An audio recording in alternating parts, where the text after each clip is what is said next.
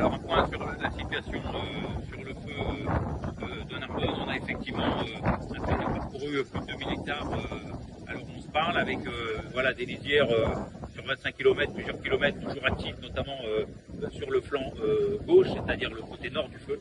Donc c'est là où on a des moyens conséquents et on voit que voilà, y a un travail encore important et le feu continue à progresser. On a la ligne de tension aussi sur le même secteur, un massif important, mais aussi le vent, vous pouvez voir, qui s'est renforcé, l'humidité dans l'air qui continue à baisser, la température qui monte. Donc on sait qu'on va avoir une après-midi difficile.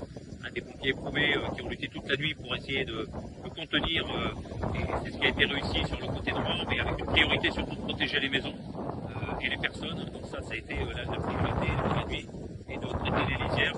Mais voilà, une partie encore très active sur l'avant et sur la gauche.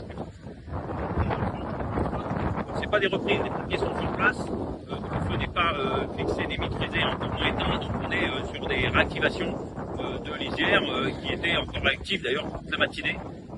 On a deux hélicoptères bombardiers d'eau et les deux aircrafters qui ont travaillé ce matin pour justement limiter la propagation et avec les troupes au sol trouver des solutions.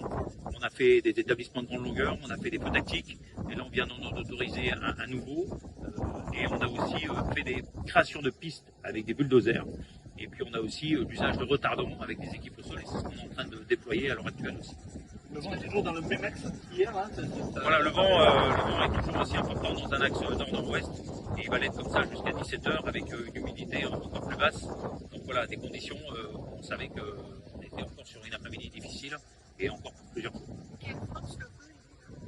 On est sur un vent avec des rafales qui étaient annoncées à 70-75 km/h jusqu'à 17h et surtout une humidité dans l'air de 30%. Des conditions défavorables par rapport à un facteur de propagation.